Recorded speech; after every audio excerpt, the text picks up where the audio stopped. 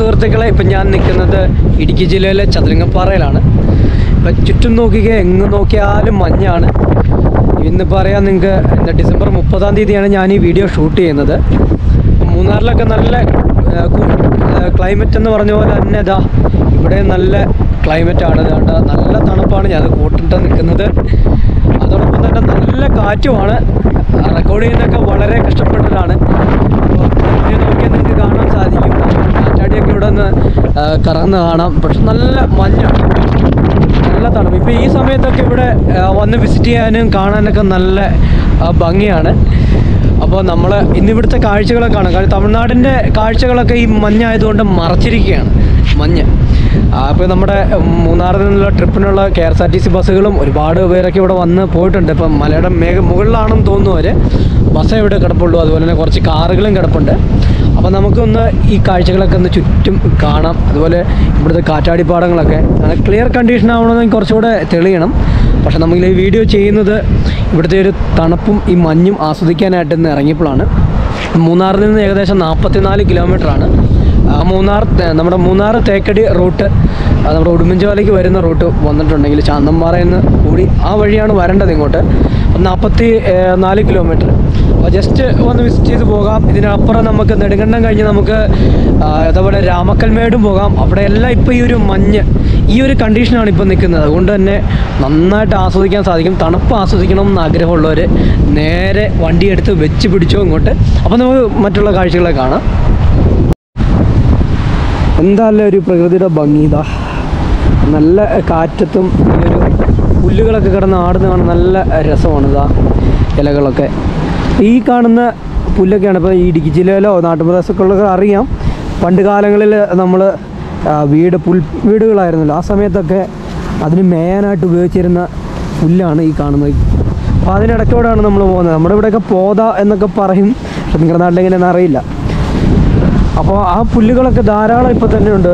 വേനലൊക്കെ ആകുമ്പോഴത്തേക്കും നല്ല കാടായതുകൊണ്ടും ഇവിടെ തീയൊക്കെ വീഴും. അപ്പോൾ കാട്ടുതീയൊക്കെ വീഴുമ്പോൾ ഇതൊക്കെ കത്തി പോകും. ഇപ്പോൾ നല്ല ഈ ഒരു മലയ്ക്ക് നല്ല ഭംഗി കൊടുക്കുന്നതെല്ലാം ഈ പുല്ലാണ്. അതോടൊപ്പം തന്നെ ഇത് തൊടലിമരം എന്നൊക്കെ പറയും. ഇതിൻ്റെ കായൊക്കെ പറിച്ച് നമുക്ക് ഭക്ഷിക്കാവുന്നതാണ്. ഇത് ഒരു ഏപ്രിൽ മെയ് മാസങ്ങളിലാണ് ഇത് കായ്ക്കുന്നത്. അതോടൊപ്പം തന്നെ നമ്മുടെ ചിറ്റിന്ന് ഞാൻ പറഞ്ഞു കേട്ടിട്ട് കഴിഞ്ഞ വീഡിയോയിലൊക്കെ പറഞ്ഞിട്ടുണ്ടാവും. അതൊക്കെ ഈ മലമുകളിൽ സുലഭമാണ്. ഇതാ ഇവിടെ നിൽപ്പുണ്ട്. ഇതാ ഈ കാണുന്നതാണ്. ഇത് ചൂലൊക്കെ ഉണ്ടാക്കാനായിട്ട് ഉപയോഗിക്കുന്നതാണ്, നമ്മുടെ വീടിനകമൊക്കെ അടിച്ച് വരാനൊക്കെ ആയിട്ട്. അപ്പോൾ ആ ഒരു ചിറ്റീന്തും ഇവിടെ നിന്ന് പിടി. ഇതിലും കായ ഉണ്ടാകും. ഈ പഴങ്ങളൊക്കെ നമ്മൾ വേനൽ സമയത്താണ് ഇതിലൊക്കെ പഴങ്ങളുണ്ടാകുന്നത്. ഇതുപോലെ എന്താ മഞ്ഞായതുകൊണ്ട് തന്നെ നല്ലൊരു രസമുണ്ട് കേട്ടോ.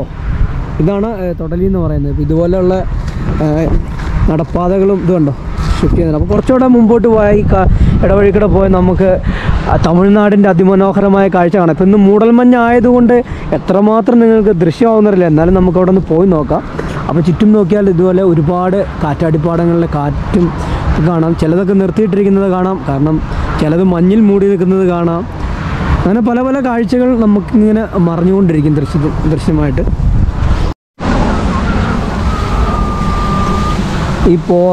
ഈ പുല്ലുകളൊക്കെ വകഞ്ഞു മാറ്റിയിട്ടാണ് നമ്മളിങ്ങനെ മുമ്പോട്ട് പോയി ആ ഒരു തമിഴ്നാട് കാഴ്ചകളൊക്കെ കാണാനായിട്ട് പോകേണ്ടത്. നല്ലൊരു എക്സ്പീരിയൻസ് ആയിരിക്കുമെന്നാണ് എൻ്റെ ഒരു പ്രതീക്ഷ. നമ്മുടെ പ്രതീക്ഷ തെറ്റാതിരിക്കട്ടെ. നമുക്ക് തമിഴ്നാടിൻ്റെ ആ ദൂരക്കാഴ്ചകൾ കാണാൻ പറ്റുമോ എന്നൊക്കെ നോക്കാം. എന്താലേ നീലക്കുറിഞ്ഞിയൊക്കെ പൂത്ത് നിൽക്കുന്ന പോലെ നല്ല നീല കളറിൽ പൂക്കളൊക്കെ പൂത്ത് നിൽക്കുന്നുണ്ടോ. ഇതല്ലേ ഭംഗി. അതുപോലെ ഒരു പ്രകൃതിയുടെ ഒരു ഭംഗി ഇതുപോലുള്ള കാഴ്ചകളിലൂടെയാണ്. കുറച്ചുകൂടെ വ്യക്തതയിലേക്ക് വരുന്നുണ്ട്. തമിഴ്നാടിൻ്റെ കാഴ്ചകൾ നമുക്ക് കാണാം. അപ്പോൾ നേരിട്ട് കാണാം, പക്ഷേ ക്യാമറ കണ്ണുകളിലൂടെ എത്രത്തോളം കാണാമെന്നുള്ളത് നമുക്ക്, കാരണം എല്ലായിടത്തും മഞ്ഞും മൂടലും തന്നെയാണ്. ഇതൊരു വ്യൂ പോയിൻ്റാണ്. കാരണം നമ്മുടെ ചതുരംഗപ്പാറ മെട്ടിലോട്ട് കയറി വരുന്ന സമയത്ത് ആദ്യത്തെ കാറ്റാടിപ്പാടം കാണുന്നിടത്തു നിന്നാണ് ഇങ്ങോട്ട് തിരിഞ്ഞു വരുന്നത്. ഇവിടെ വന്ന് നല്ല ദൂരക്കാഴ്ചകളൊക്കെ കാണാൻ സാധിക്കുന്നുണ്ട്. നല്ല കാറ്റടിക്കുന്നുണ്ട്, നിർത്താതെയുള്ള കാറ്റാണ്. കാണുമ്പോൾ നിങ്ങൾക്കറിയാം എന്താ മലഞ്ചെരുവുകൾ. ആ കാണുന്നതാണ് നമ്മുടെ കഥകുപലകമേട് അല്ലെങ്കിൽ രാജാപ്പാറ എന്ന് പറഞ്ഞ ആ ഒരു മലകളുടെ സൈഡാണ്. ഈ സൈഡിലാണ് ഇത്. അപ്പോൾ തീർച്ചയായിട്ടും മഞ്ഞായതുകൊണ്ട് ആ മലകളൊക്കെ ഇവിടുന്ന് നമുക്ക് കണ്ണിൽ നിന്ന് മറച്ചിരിക്കുകയാണ്. എന്നാലും നല്ലൊരു ആംബിയൻസ് നമുക്കിവിടുന്ന് കിട്ടുന്നുണ്ട്. അധികം വെയിലൊന്നുമില്ല. അന്ന് രാവിലെ തൊട്ടേ മൂടലായിരുന്നു. ആ വളരെ ഡീപ്പായിട്ടുള്ളൊരു കൊക്കയാണ് ഈ കാണുന്നത്. എന്താ അല്ലേ ഭംഗി! എങ്ങ് നോക്കിയാലും ഈ പോതയുടെ പച്ചപ്പും അതോടൊപ്പം തന്നെ അതിൻ്റെ ആ കുന്തമെന്ന് പറയുന്നത്. നമ്മൾ ഫസ്റ്റ് വ്യൂ പോയിന്റ് കഴിഞ്ഞ് നമ്മൾ മുകളിലോട്ട് പോവാണ്. മുകളിലോട്ട് പോകുമ്പോൾ നല്ല ഇരുണ്ട മഞ്ഞാണ്. അവിടെ നിന്ന് എടുക്കാൻ പറ്റുമോ എന്ന് അറിയത്തില്ല. എന്നാലും നമുക്ക് നോക്കാം. ഈ ഒരു ചതുരംഗപ്പാറ ഈ ഒരു മല സ്ഥിതി ചെയ്യുന്നത് നമ്മുടെ ഇടുക്കി ജില്ലയിലെ സേനാപതി പഞ്ചായത്തിലും അതോടൊപ്പം തന്നെ ഉടുമ്പൻചോല പഞ്ചായത്തിലെ ഓരോ വാർഡുകളിലും ആയിട്ടാണ് കിടക്കുന്നത്. ഒരു പകുതിയാണെങ്കിൽ തമിഴ്നാടിൻ്റെ ഭാഗത്തും എന്നൊക്കെയാണ് അവിടെ ബോർഡ് നമുക്ക് കാണാം.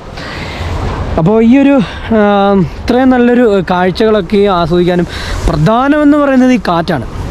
ഈ നിർത്താതെയുള്ള കാറ്റ്. ഇപ്പോൾ വെയിലത്ത് വന്നു കഴിഞ്ഞാൽ പോലും നമുക്കിങ്ങനെ ഇതിൻ്റെ മുകളിൽ വരുമ്പോൾ കാറ്റ് വരുന്നതുകൊണ്ട് തന്നെ നമുക്ക് ചൂടോ കാര്യങ്ങളോ അറിയാൻ പറ്റുന്നില്ല. അതുപോലെ തന്നെ നല്ലൊരു കൂളിംഗാണ്. അപ്പോൾ നമുക്ക് മുകളിലോട്ട് പോകാം. അപ്പോൾ പോകുമ്പോൾ നമുക്ക് കൂടുതൽ കാഴ്ചകൾ ദൃശ്യമാകുന്നുണ്ടെങ്കിൽ ഞാൻ ക്യാമറയിൽ പകർത്താം. കാരണം ഇന്നത്തെ ഒരു ക്ലൈമറ്റ് ഇങ്ങനെയാണ്. കാരണം ഈ ഒരു ഏരിയ ഫുള്ളിങ്ങനെ മഞ്ഞും ഒക്കെ തണുപ്പാണെന്നൊക്കെയാണല്ലോ ഇപ്പോൾ നമ്മുടെ മീഡിയകളിലൊക്കെ റിപ്പോർട്ട് കാര്യങ്ങൾ വരുന്നത്. അപ്പോൾ നമ്മൾ എത്രത്തോളം അതുണ്ട് എന്ന് ഉള്ള കാര്യം. ഇപ്പോൾ ഈ മൂന്നാറിലൊക്കെ വരുവാണെന്നുണ്ടെങ്കിൽ മൈനസിലേക്കൊക്കെ പോയിട്ടുണ്ടെന്ന് അറിയാൻ കഴിഞ്ഞു. അവിടെ പോകാൻ സാധിച്ചില്ല. എന്നാലും നമുക്ക് ഉടനെ തന്നെ പോകാം. ഈ കാണുന്ന വഴിയുടെ നമ്മൾ കയറി വന്നത്. അപ്പോൾ ഇവിടെ വന്നു കഴിക്കുമ്പോൾ നമ്മുടെ ഒരു സുഹൃത്തിനെ കണ്ടു. എൻ്റെ കൂടെ നമ്മുടെ 10ാം ക്ലാസ് വരെ കൂടെ പഠിച്ച സുഹൃത്താണ്, ആൻസോ എന്നാണ് മച്ചാനെ. അപ്പോൾ ഇവിടെ വന്ന് അവിചാരിതമായിട്ട് കണ്ടുമുട്ടിയതാണ്. ആളിവിടെ ജീപ്പ് ഓടിക്കുവാണ്. അപ്പോൾ ഇവിടുത്തെ ഡീറ്റെയിൽസൊക്കെ ഒന്ന് പറഞ്ഞ് എങ്ങനെ ആൻസോ നമ്മുടെ ഈ ട്രിപ്പൊക്കെ എങ്ങനെയാണ്? ഇവിടുന്ന് 2 പോയിൻ്റാണ് ഇവിടെയുള്ളത്. ഒരെണ്ണം ഒരു തേനി ജില്ലയുടെ ഫുൾ വ്യൂവും, ഒരു പോയിന്റ് ഒരു ഓഫ് റോഡും ലെമൺ ഗ്രാസ് ഷൂട്ടിംഗ് പോയിന്റാണ്. ഓക്കെ. ഒരു പോയിന്റ് നമ്മൾ 600 രൂപയാണ് ജീപ്പിന് മേടിക്കുന്നത്. 7 പേർക്ക് നമുക്ക് ജീപ്പേ പോകാം. 2 പോയിന്റ് പോയി കണ്ടുവരണമെങ്കിൽ 1200 രൂപയാണ് ഒരു ജീപ്പ്. അത് പോയി ഫോട്ടോ. മുകളിലോട്ടൊക്കെ വഴി തീരെ മോശമല്ല. വഴി മോശം. കാറ് പോവില്ല, ജീപ്പേ പോകുള്ളൂ. അപ്പോൾ അതുകൊണ്ട് ഇവിടെ നമ്മുടെ ഓഫ് റോഡ് എത്ര ജീപ്പ് ഉണ്ട് ഇവിടെ മൊത്തം? ഇവിടെ മുഴുവൻ 24 വണ്ടിയുണ്ട്. അതുപോലെ ടൂറിസ്റ്റുകളും വരുന്നുണ്ട്. ഇനി മഴ ആയതുകൊണ്ടാണ് ഇന്ന് ഇച്ചിരി കുറവ്. മഞ്ഞ് കയറുന്ന നല്ല മഞ്ഞായിരുന്നു. അപ്പോൾ ഒന്ന് ചെറുതായിട്ടൊന്ന് മാറിയതേ ഉള്ളൂ. ഓക്കെ. കുറേ കൂടെ വണ്ടിയൊക്കെ വരുന്നുണ്ട്. അപ്പോൾ ഇവിടെ ആനകളൊക്കെ കാണാൻ സാധിക്കില്ല? ആനയുണ്ട്, മ്ലാവുണ്ട്, കേഴയുണ്ട്, അങ്ങനെ മൃഗങ്ങൾ. ഓക്കെ അനുസരിച്ച് കാണാൻ വർഷങ്ങളെടുത്ത്. നമ്മൾ 12 വർഷമായി നമ്മളിപ്പോൾ കണ്ടിട്ട്. അപ്പോൾ ഞങ്ങളുടെ നമ്മുടെ ഒരു സുഹൃത്താണെന്ന് പറഞ്ഞല്ലോ. അപ്പോൾ കണ്ടതിൽ ഒരുപാട് സന്തോഷം. അപ്പോൾ ഞങ്ങളൊന്ന് മുകളിലൊന്ന് പോട്ടെ. തമിഴ്നാടിൻ്റെ വ്യൂ കാണാൻ പറ്റുമെന്ന് അറിയില്ല. നമുക്ക് നേരിട്ട് കാണാം, ക്യാമറയിൽ എടുക്കുന്നത്. അതുപോലെ മഞ്ഞല്ല. അപ്പോൾ ഞങ്ങളൊന്ന് നടന്നു പോയിട്ട് വരാം. ഇനി വണ്ടി പോകത്തില്ലല്ലോ. ഓക്കെ ശരി. അപ്പോൾ നമ്മൾ ഏറ്റവും ടോപ്പിലോട്ട് പോകാനായിട്ട് വന്നതാണ്. ഇപ്പോൾ നമ്മുടെ കണ്ട ഇവിടെ ഉണ്ടോ വണ്ടികളൊക്കെ വരുന്നുണ്ട്. ഈ വഴിയാണ് നമ്മൾ പോകുന്നത്. ഇത്രയും മോശമെന്ന് പറയാം. വണ്ടി പോയി മുകളിലോട്ടൊക്കെ പോകുന്ന റിസ്ക്കാണ്. കാരണം വണ്ടി പോകുന്നത് ഭയങ്കര റിസ്ക്കാണ്. കാരണം അതുപോലെ പൊളിഞ്ഞ് കിടക്കും. ഇവിടെയൊക്കെ ഇത്രയാണ്. ഇത് താഴെ വന്നു കഴിഞ്ഞപ്പോൾ നല്ല പൊളിഞ്ഞ് കിടന്നത്. അപ്പോൾ നമുക്കത് കാണാം. അപ്പോൾ നമ്മളിവിടെ നല്ലൊരു കുത്ത് പോയിൻ്റ് ഉണ്ട്. സൂയിസൈഡ് പോയിൻ്റ് എന്നൊക്കെ വേണേൽ ഉപമിക്കാം. അതുപോലൊരു നല്ലൊരു സ്ഥലത്തേക്കാണ് നമ്മൾ പോകുന്നത്. അപ്പോൾ നമ്മൾ ചതുരംഗപ്പാറ ടോപ്പിലേക്ക് പോകുന്ന 2ാമത്തെ ആ ഒരു സ്റ്റോപ്പിലാണ് നിൽക്കുന്നത്. 2ാമത്തെ വ്യൂ പോയിൻ്റ്. അപ്പം നമുക്ക് അങ്ങോട്ട് ജസ്റ്റ് ഒന്ന് ഇറങ്ങിപ്പോകാം. കാരണം ഇവിടെ നിന്ന് ഒരു ഇടവഴിയൊക്കെ ഉണ്ടായിരുന്നു. നമ്മുടെ തമിഴ്നാട്ടിലേക്കൊക്കെ പണ്ട് ആൾക്കാർ തലച്ചുമടായിട്ടൊക്കെ ഏലക്കായും ഒക്കെ ചുമന്നുകൊണ്ട് പോകുന്ന ഒരു വഴി ഇവിടെ ഉണ്ടായിരുന്നു. അതാ ഈ നടപ്പാതയായിരുന്നു. ഇപ്പോൾ കാടെല്ലാം കയറിപ്പോയി ഇതുവഴിയായിരുന്നു. പക്ഷേ ഇപ്പോൾ ഒരുപാട് വണ്ടി ഫെസിലിറ്റിയൊക്കെ വന്നുകൊണ്ടാകാം ഇതിൽ ആൾക്കാർ പോകാത്തത്. കാരണം പണ്ടത്തെ ഒരു പ്രധാന നടപ്പുവഴിയായിരുന്നു ഇവിടുന്ന് അങ്ങോട്ട് നമ്മുടെ തമിഴ്നാട്ടിൽ ഇറങ്ങുന്നത്. ഇതിൻ്റെ താഴത്തേക്ക് തമിഴ്നാടിൻ്റെ ഭാഗമാണ്. അപ്പോൾ നമ്മുടെ 2ാമത്തെ വ്യൂ പോയിൻ്റ് ഇതിൻ്റെ പിന്നിൽ കാണാൻ നല്ല ചെങ്കുത്തായ മലഞ്ചെരുവാണ്. കണ്ടോ, നല്ലൊരു സൂയിസൈഡ് പോയിൻ്റ് എന്ന് വേണമെങ്കിൽ പറയാം. അത്രയ്ക്കും ചെങ്കുത്തായ ഒരു മലയാണ്. വളരെ സൂക്ഷിക്കണം ഇവിടെ വരുന്ന ടൂറിസ്റ്റുകൾ. കാരണം ഈർപ്പമുള്ള സമയത്തൊക്കെ ഇതിൽ പോകുമ്പോൾ വളരെ ശ്രദ്ധിക്കേണ്ട കാര്യമാണ്. അതുകൊണ്ടോ നമുക്കൊന്ന് ഇറങ്ങിപ്പോയി നോക്കാം. കാരണം പേടിയാവും. കാരണം ഇതിൻ്റെ താഴത്തേക്കൊക്കെ പോയാലുണ്ടല്ലോ അത്ര ആഴം കൂടിയ ഒരു ഏരിയ. പക്ഷെ നല്ല പ്രകൃതിക്ക് നല്ല ഭംഗിയാണ്. അത് ഇതിൽ കൃത്യമായിട്ട് കാണാൻ സാധിക്കും. ഈ മലകളും കണ്ട് അവിടെ വിൻഡ് മില്ല് കിടന്ന് കറങ്ങുന്നു. ഇതേ തൊട്ടുപുറകിൽ. അപ്പോൾ സേഫായിട്ട് നിങ്ങൾ വന്ന് കാണുക. ഇവിടെയൊക്കെ ഈർപ്പില്ലാ സമയത്ത് ആളുകളൊക്കെ വന്ന് ഇറങ്ങുന്നതാണ്.